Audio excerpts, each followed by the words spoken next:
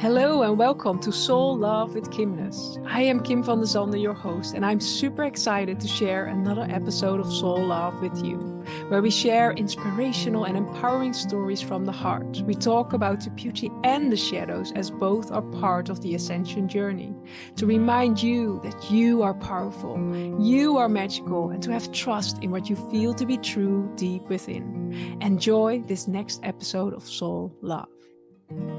Before we start the next Soul Love conversation, I want to invite you to check out my amazing book, Activating the Flower of Love, a sacred guide for manifesting your deepest desires and highest calling. This sacred book, filled with powerful tools and activations, will guide you to open your heart to the beauty and wisdom within you, empowering you to create the life you deeply desire from the foundation of love. You can find Activating the Flower of Love in all the major online and offline bookstores in ebook or paperback, or you can check it out through my website, kimness.nl, where you can also discover the different ways of working with me and the latest updates on new starting programs. Enjoy this next episode of Soul Love. So welcome everyone to a new episode of Soul Love. And today I'm excited and honored to share a sacred conversation with Irina Shehovsov. I hope I pronounce it correctly. But I'm really excited to share this conversation with you. And we already recorded one on your podcast, so that will go live soon. So the moment it does, I will share the link below. So please check out Irina's podcast. She has 2 amazing podcasts where we will dive in. So I'm curious, because you're on this path of helping others also step into this place of inner empowerment and coming back to their true happiness and their true fulfillment. But what awakened you to be on this path? What awakened you where you felt like, okay, I'm ready to share my journey with others? Or yes. Becoming a single parent all of a sudden and being in a depressive state for about a year and waiting for somebody to rescue me. When I realized that nobody is coming, I got to rescue myself.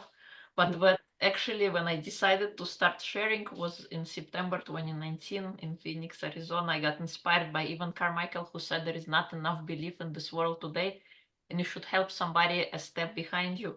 And I decided to help women like myself who have been in a long-term relationship for 10 years or more, felt a loss of identity because they no longer knew who they were. They melded so with their family, with their spouse, that they no longer knew who they are without.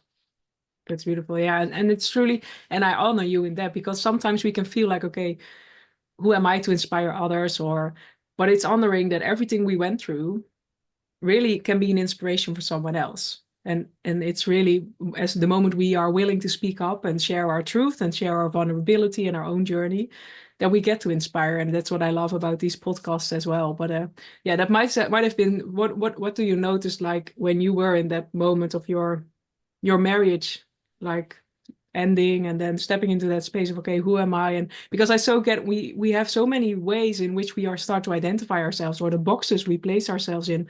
But what has helped you to reclaim a part of yourself, or to discover who you are? And yes, it's been a journey. So when I decided to finally not wait for anybody and just start reclaiming my life, because there was nobody else to take care of me, I got to take care of myself.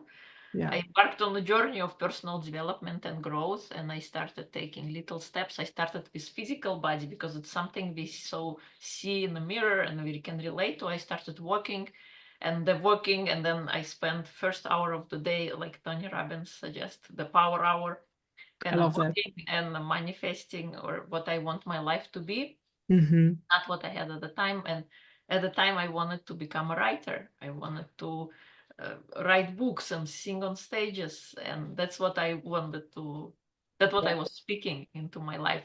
And then the next came the emotional part, where I started using my voice. I joined Toastmasters, which allowed me to speak where I couldn't. And I also joined, I got in a voice coach and I started singing. I started learning how to sing, which allowed me to sing what I couldn't speak, which allowed me to open my voice up, and also attending seminars, reading books, kind of working on my mindset. Yes. And then in September, I got inspired of 2019 by Ivan Carmichael. And what happened after that, Reclaim Your Life was born. That's the name of my company. And the podcast called Single Parent Success Stories started as well. I didn't know anything about podcast. I was just inspired by the idea of people sharing conversations. I joined a mastermind and I saw how one lady was interviewing people, entrepreneurs, about their life's history, and said, what a great idea. I would like to interview single parents and see, how they did it, because I didn't consider myself an expert, and I wanted to learn from others. So that's how first podcast started. And along the way, I also started attending. I went and I called complete neuro-linguistic programming for my mindset, timeline therapy, and hypnotherapy. And I completed the whole circuit. I did the practitioner, master, and trainer level in 2 years, or 2.5 years. Yes. Also, I called in Mind Valley, I took 2 coaching certifications as well. It was wellness and fitness coaching for physical body and wellness and fitness overall. Reclaim Your Life is all about live, dream, and grow.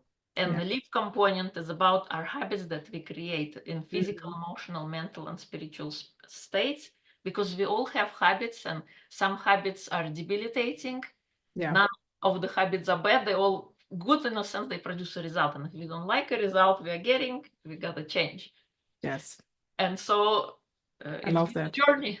Yes, it is. But it is. And what I truly love in your story is, as you said, one step, the next revealed themselves. And in that, but you really chose to reclaim, or you really chose to, because that's what I noticed in my own journey. But with all, like, we need different things in different parts of our lives. And that's what I love, as you shared, like, okay, I started doing this, and then I was guided to do this, and that helped me to reclaim my voice but I love as well the key component of your body.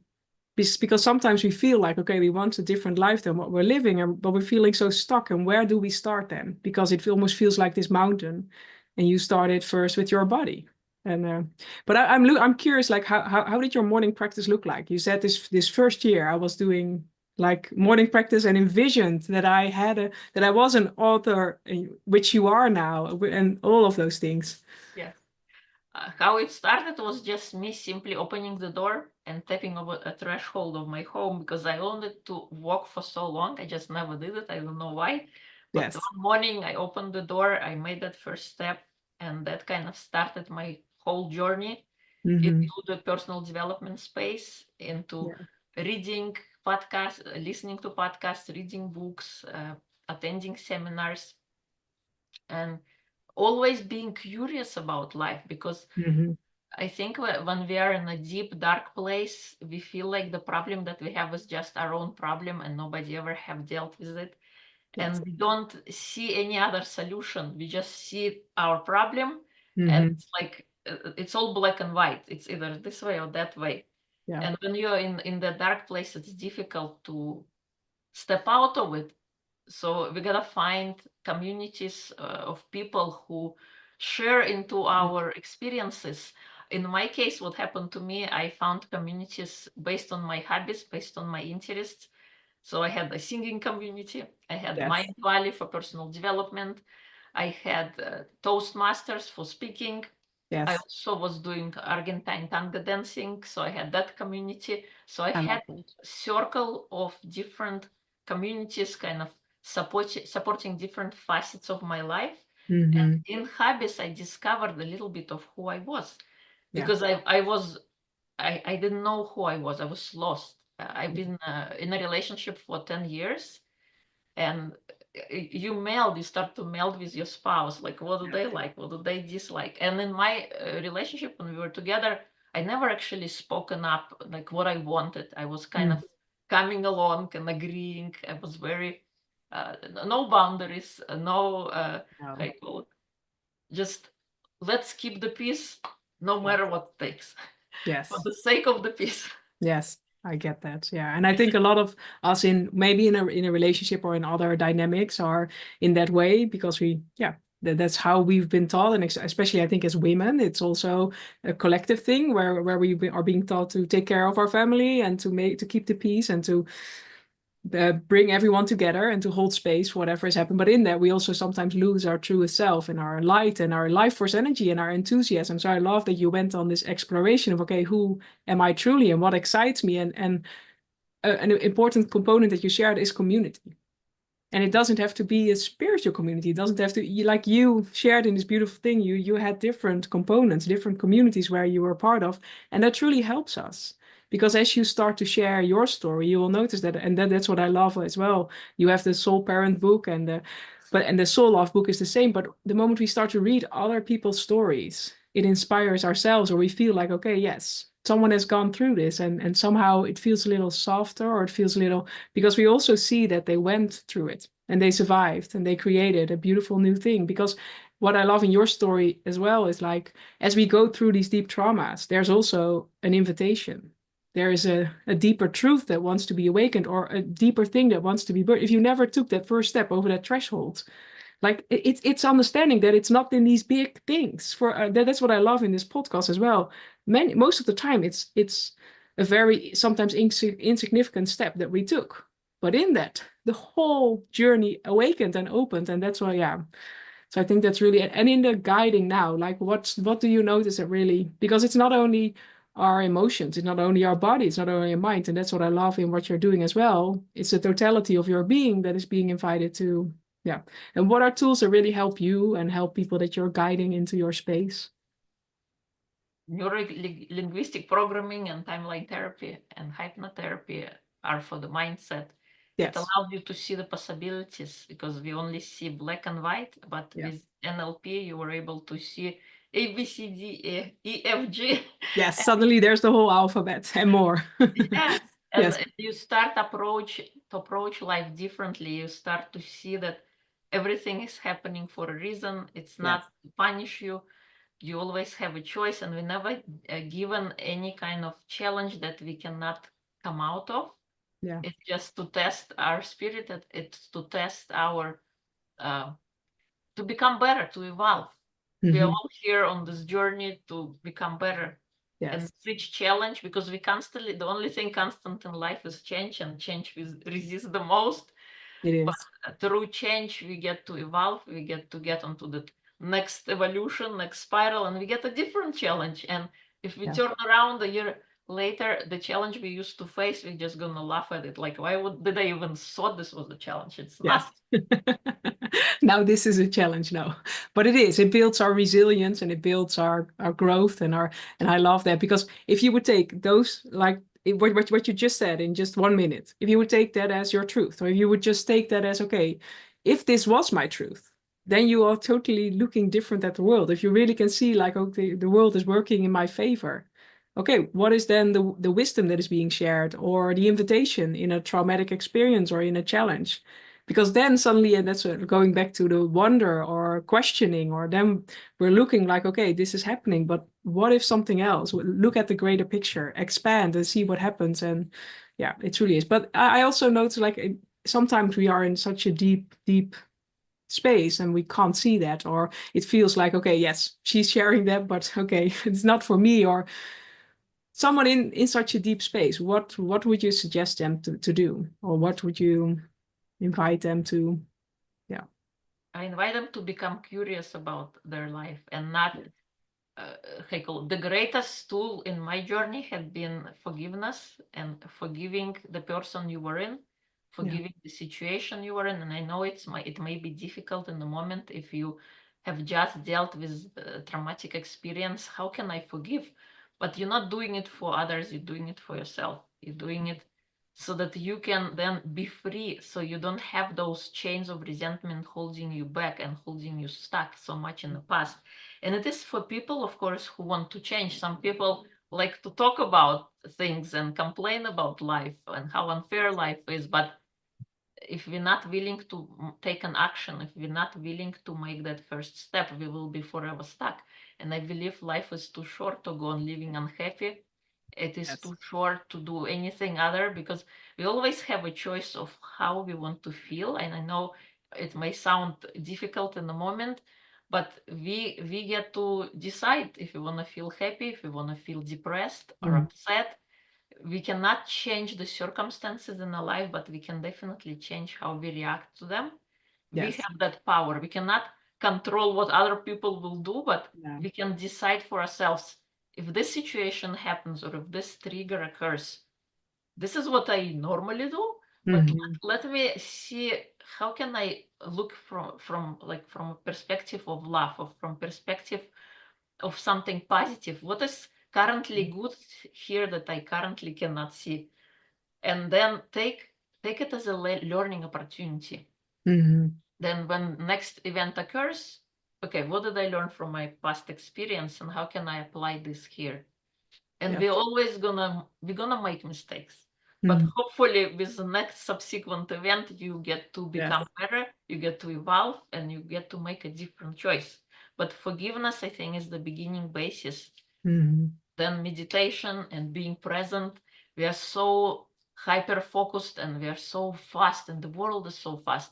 We need to slow down. We need to come and recognize the present moment, that we are here, that we see a smile on a child's face, or we see a beautiful sunrise, or if we see something, it could be very small and in an instant, but if we are there, if we are right there, we can experience something better. We get to recognize things that are working in our life when we get present. Because in any given moment, we are safe, supported, and loved, like Mary says. And if we have more of those moments, if we focus, if we pay attention on how we are feeling, what is around us, and appreciating the fact what is already working, what is already good, focusing our mind on that, not to say that I'm going to forget about all my problems, but when we focus on solutions, when we focus on things that are working, suddenly we might realize how many more things are working in our favor that previously we took for granted. Yes, I love that. And there are sometimes a lot of things we take for granted. So it's really coming back to, I always love to share like how everything is sacred, even our body, allowing us to experience life and waking up each morning and going through your day. There are so many things we can be grateful for. And what I also loved in your story, it's really about the now moment, because in each now moment, we're planting seeds for our future. So if we want something different, we're making the choice now. So what do you think? What do you surround yourself with? What actions do you take? And it's truly as well a commitment to ourselves, because it's not easy. Because if it was easy, everyone would have done it and we would all live like, but it's like there are so many things that sometimes block our energy. Like if we're going back to our childhood, a lot of us had many different traumas created there, and that contracts the energy. And now these traumas are still calling out for us, or they are playing out in our world. And if we're not willing to see, and if we're not willing to change, they will keep doing that from our subconscious layers. And now it's time to come back to this awareness, like, okay, I notice what is happening and I'm choosing something different. And it doesn't mean because that's also what I love. Like, it's having compassion for ourselves. Sometimes we're also not yet ready. We think we're ready, but somehow we're not yet ready to really do the inner work, or to really shift our mind, or to shift our way of thinking or our way of doing. And then we keep repeating. But it's also being compassionate with moments when we feel that. Because at one point we will feel like you that morning, stepping over the threshold. At one point we will feel, yes, now it's time, it's enough, I'm done with all of this and I'm going to do. And that's also honoring the divine time, I think, with a lot of softness and compassion for where we are and where we're desiring to go. And yeah, I think that's really, really, and the mindset, because also within this spiritual community, or within this, like, you can shift a lot in energy, but in the end, if you keep repeating the same old negative patterns in your mind, those are powerful and those are influencing you every day. And it's truly the combination of, okay, if I notice a negative pattern come up, to be able to shift that and to be able to choose something different, because it's understanding that in each and every moment we can choose happiness, or yeah. So I think those are really important keys. And then we feel empowered, because I think that's the more, like, it's not about, okay, I figured life out and now it's no, it's feeling empowered to say, okay, if we're spiraling into this next level, yes, this, now I know that I can handle it. I know I have the tools to see it from a different perspective and to shift my energy, and to also start moving your body, because movement, and that's what I loved in your story, movement is also important. We sometimes also push that away, like, no, I'm gonna do the inner work. But if we then and don't allow our body to move, like, a lot of energy gets contracted anyway, or it, like, this vessel is also sacred and it needs any time. Oh yes. So I think the movement component, I don't know in your guidance, but how important that is, because it truly is. Yeah. Yes, movement is definitely important because our bodies were designed to move. Yes. And I went and I completed 10x training program, and that's exactly about movement and strengthening and stretching and using big, I call it muscle groups to move our body to do short workouts, 15 minutes twice a week, so 30 minutes per week. And you don't need to run on cardio, you don't need to go and grind in the gym. No. Yeah, I believe movement is important and we get to decide what kind of movement. So for my movement, I like to do a morning walk, and then I do this 10x fitness workout for 10-15 minutes. And then some dance workout or some stretching like Pilates or yoga, or even a dance workout. There are plenty on YouTube to Yes. from, but it instantly kind of lifts our mood because emotion is body in motion. And anytime we feel sad, anytime we feel out of sorts, we can just go work out. I used to play tennis, and that was a great anger management. Yes, I get that. Yes. You just smash that racket and you get it all out of your system. Yes. And you feel energized in the moment. And how often also sometimes we go, like we need to go to the gym, we feel so tired, we don't want to go. But then if you do go, we feel Yes. so much more better in the end because we get to release endorphins and we get to feel so awesome that we did it. We felt Yes. like tired, but we still did it. Because moving a body, like you said, we gotta embody not just our emotions or our mental health, but our physical health is important too. And Yeah. movement is a crucial component to living and Yes. being, because our body is very smart. If we don't use a certain body part, it's gonna decide, oh, it's not important. I'm going to Not retire. exercising. Yes. It's Yeah. very efficient. Our brain, focuses on the things we focus on. Yes. Don't focus on certain things. Yes. This. Yeah. Yeah, but it's such a important, and I think for a lot of things, it's either full focus fitness or it's either personal development. But we are not only our mind, our body, or our spirit. We are this combination, and it's truly in allowing all to work in beautiful harmony that we truly get to rise. And it's also again the commitment to ourselves, because when we feel healthy and energized, we can truly experience life. But when we're very tired or like a lot of things are happening, like that also like influence again also just being happy. How many happy hormones do we like that helps your body in beautiful ways? It helps your digestion, your regenerative system, all of that. But when we're in stress and like, so it's also understanding how all of these things are influencing each other. And movement, because sometimes we can feel like, okay, the shifts that we're invited to make are sometimes so big, and movement is something we can easily most of the time do. Like you said, go on a morning walk, dance, whatever way resonates with you, yoga, stretches. But it's something we can control. It's something we can influence. It's something we can do. Maybe swimming is interesting. Yeah, so I love that. I used to be a sports swimmer in my early days. Yes, but that is also, yeah, but that really makes like, yeah, movement is such an important key. And I'm curious because you've also created a Soul Parent book, and how was that for you to share your story and to co-create with others in that space? And yeah. Incredible. It was actually my third book. First, I met Mary on my podcast, and then she invited me to be part of Sacred Surrender in April of 22. And that Yes. was the first one. And then it's incredible. I think sharing our stories is inviting us to step out of our comfort zone in one sense. But then when you read your own story to yourself, you get to like, I wrote that. And Yeah. you have also some breakthrough moments when you do share and when you're in the Yeah. community. Because I wanted to be a writer. And Mm. before writing my own book, I wanted to dip my toes into this whole process and see what it is Yes. like. And it's been an incredible journey. I completed 5 books, and now my book number 6, my first solo book, is coming Yay. Yes. 2 weeks. I love that. In 2 weeks. Oh, that's really amazing. I will share the moment it's out. I will share the link because now we're in, what is it, 30 September. So that's amazing. I congratulate you. But I think that's also a good way because I did it the other way around. First my solo book and then a co-author book. But truly so much happens when we're like, there's one thing to write the story and to download it and put it onto paper. That's already a huge shift. Like, who am I to share this, and all the imposter syndrome and all the things that come up then.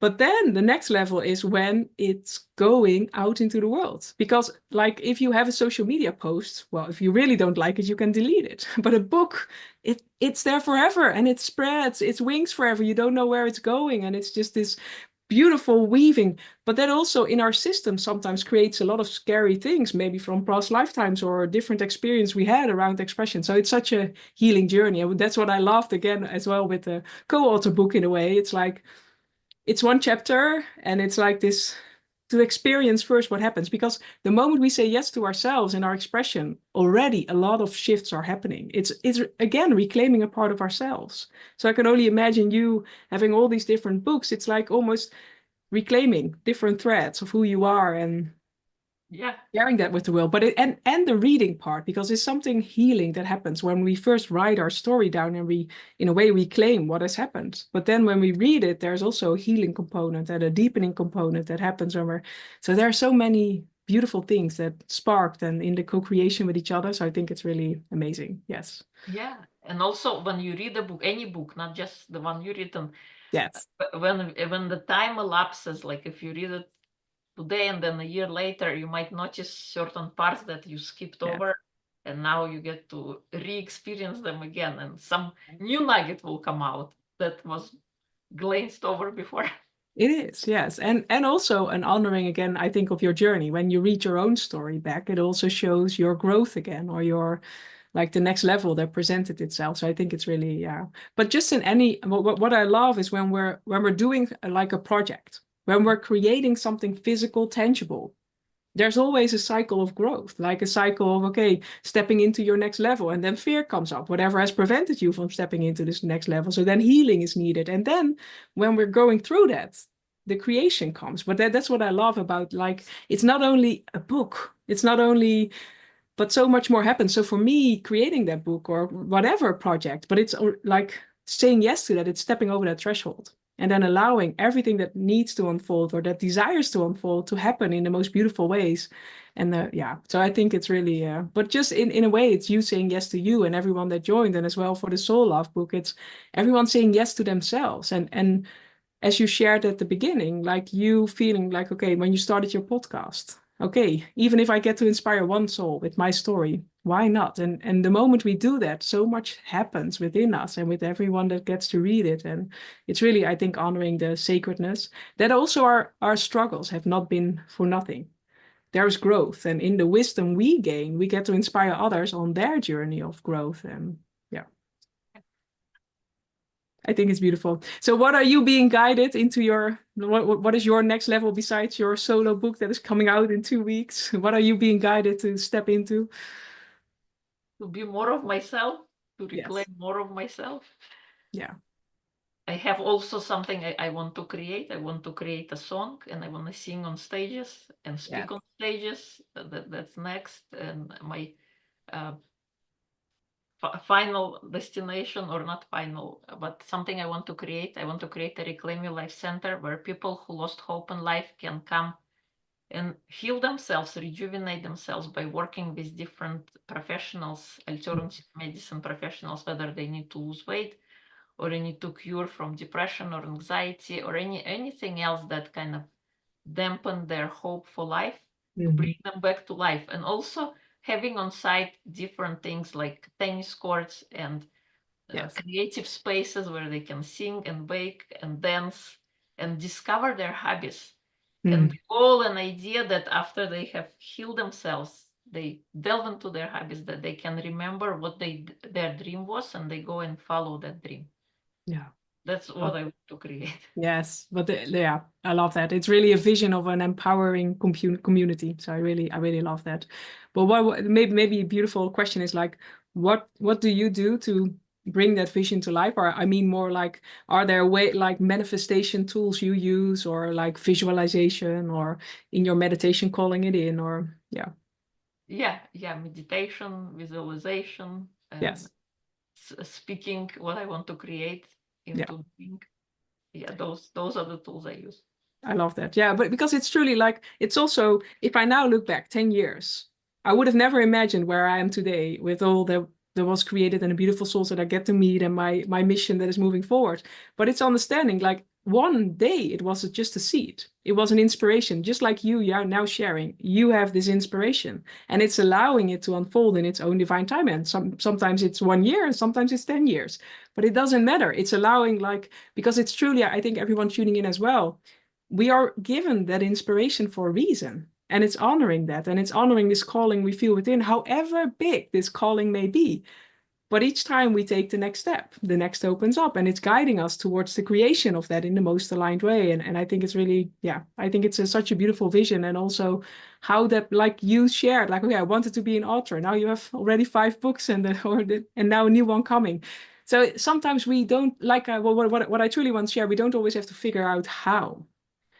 It is in, okay, I have this vision, and nourishing, just like a seed in the ground, nourishing this vision and then allowing it to grow and expand and come on your path in unexpected ways. But for that, we need curiosity and wonder. We need openness. We need to be healthy. So moving our body. So it's doing the things that allow ourselves to be open, to be receptive, to say yes to an inspiration when it comes in. It's almost like a preparation for when the new download comes of the new inspiration, we can fully say yes. So I think it's really amazing. I honor you for your journey and your light and all you share in the world. And I invite everyone to check out your links below this video, audio, whatever way you're tuning in. So if there was one last advice for everyone tuning in, what would it be? You're only one decision away from changing your life. And that's what I do on my second podcast, which is Reclaim Your Life, where I speak to people like yourself who had lost hope, or they decide they had a wake-up call that suddenly changed the trajectory of their life, to come and figure out what it is you want to change, and then take that step, because we always have a choice. No matter how dire the circumstance, if we want to change, the choice is there. It just takes courage and reach out to people who have been there, who have done that. If you want to change, surround yourself with people who already embody the change that you want to create. It will be so much easier than if you have debilitating environment where you are and you don't see any inspiration. Find the people who can get into the community and find the people who inspire you, who see more in you than you see in yourself in the moment. Yeah, I love that. And that is such a beautiful, we all need that in our lives in different ways. So thank you. Thank you for your light and for sharing this. And everyone tuning in, I want to thank you for tuning into this message. And I want to invite you to share in the comments below whatever sparked for you, and feel like, comment, follow, whatever way resonates with you. But for now, sending you so much love, and I'll see you in the next Soul Love podcast. Bye. Thank you.